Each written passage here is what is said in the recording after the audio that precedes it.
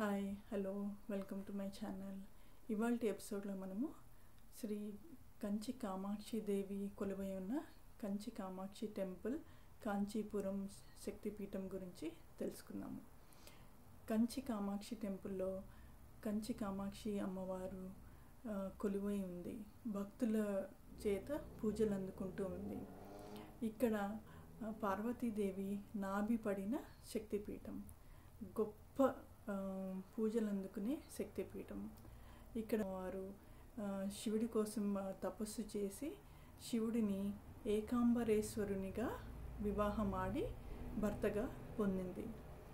ఇక్కడ అమ్మవారు రెండు చేతుల్లో, పైన రెండు చేతుల్లో పాశాంకుశాలతో, కింద రెండు చేతులలో ఒక చేతిలో చెరుకుగడ, ఇంకో చేతిలో పుష్పగుచ్చంతో చిలక ఉండి, అట్లాగే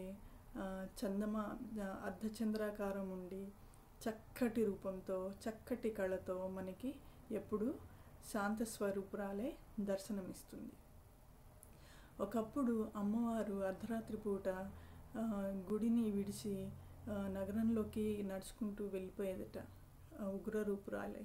అప్పుడు ఆవిడ్ని శాంతపరచడానికి ఆది శంకరాచార్యుల వారు శ్రీచక్రాన్ని స్థాపించారట గర్భగుడిలో.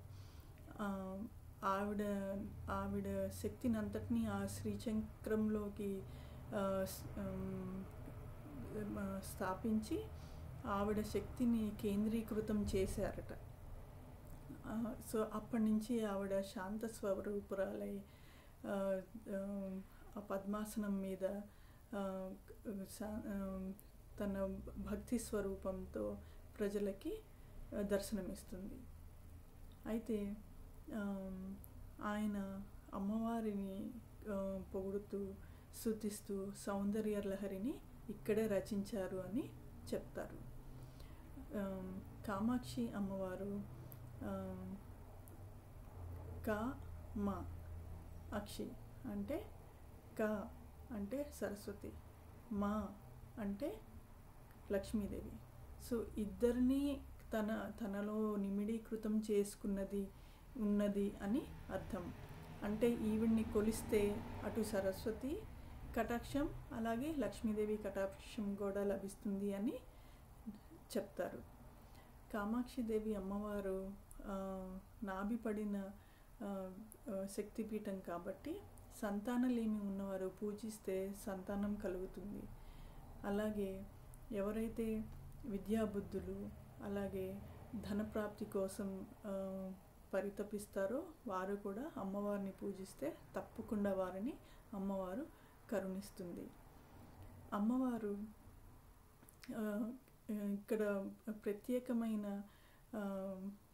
విషయం ఏంటంటే, ఇక్కడ ఆవిడ శివుడి కోసం మామిడి చెట్టు కింద తపస్సు చేసింది. ఇక్కడ ఏం చెప్తారంటే, 4 కొమ్మలకి 4 వివిధ రుచులతో కూడిన మామిడి పళ్ళు కాస్తాయట అని నానుడి. ఈరోజు వరకు కూడా అమ్మవారు శాంతస్వరూపిణి అయి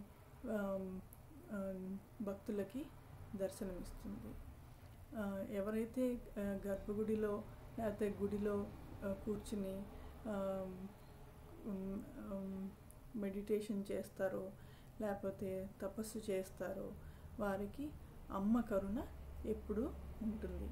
సో ఇవ్వండి కంచి కామాక్షి దేవి గురించి, తర్వాత కంచి కామాక్షి టెంపుల్ గురించిన విశేషాలు.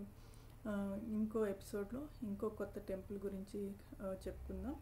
అంతవరకు సెలవు. Thank you. Bye bye.